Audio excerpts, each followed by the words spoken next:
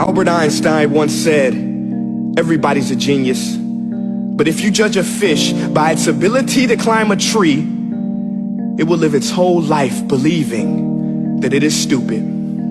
Ladies and gentlemen of the jury, today on trial we have modern day schooling. Glad you could come. Not only does he make fish climb trees, but also makes them climb down and do a 10-mile run. Tell me, school, are you proud of the things you've done?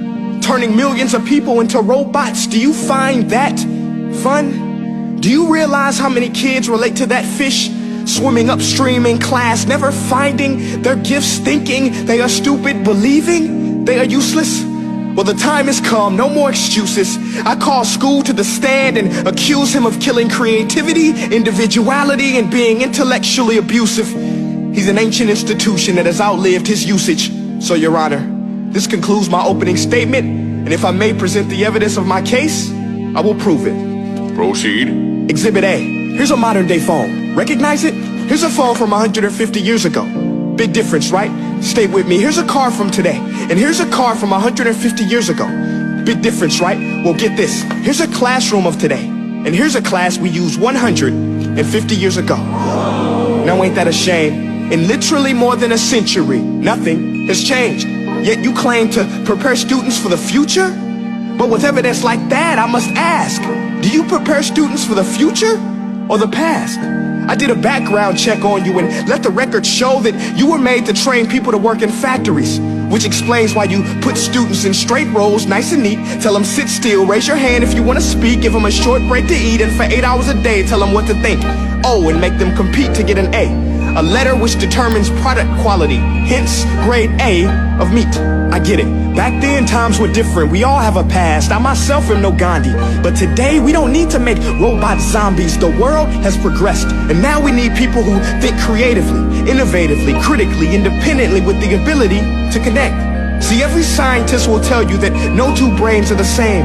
And every parent with 2 or more children will confirm that claim.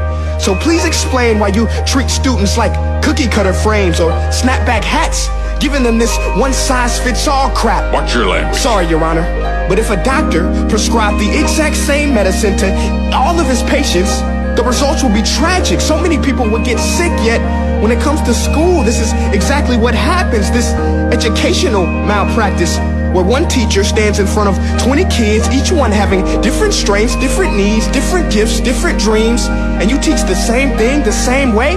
That's horrific. Ladies and gentlemen, the defendant should not be acquitted. This may be one of the worst criminal offenses ever to be committed. And let's mention the way you treat your employees. Objection. Overruled. I want to hear this. It's a shame. I mean, teachers have the most important job on the planet, yet they're underpaid? No wonder so many students are short-changed.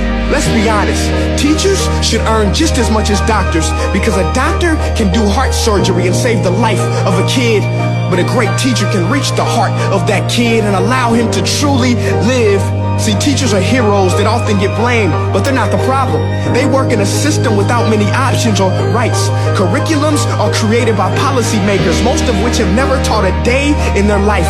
Just obsessed with standardized tests. They think bubbling in a multiple choice question will determine success. That's outlandish. In fact, these tests are too cruel to be used and should be abandoned, but don't take my word for it. Take Frederick J. Kelly, the man who invented standardized testing, who said, and I quote, "These tests are too cruel to be used and should be abandoned." Ladies and gentlemen of the jury, if we continue down this road, the results will be lethal. I don't have much faith in school, but I do have faith in people. And if we can customize healthcare, cars, and Facebook pages, then it is our duty to do the same for education, to upgrade it, change it, do away with school spirit, because that's useless. Unless we're working to bring the spirit out of each and every student, that should be our task. No more Common Core. Instead, let's reach the core of every heart in every class. Sure, math is important, but no more than art or dance. Let's give every gift an equal chance. I know this sounds like a dream, but countries like Finland are doing impressive things. They have shorter school days. Teachers make a decent wage. Homework is non-existent, and they focus on collaboration instead of competition. But here's the kicker, boys and girls. Their educational system outperforms every other country in the world. Other places like Singapore are succeeding rapidly. Schools like Montessori, programs like Khan Academy, there is no single solution. But let's get moving, because while students may be 20% of our population, they are 100% of our future. So let's attend to their dreams, and there's no telling what we can achieve.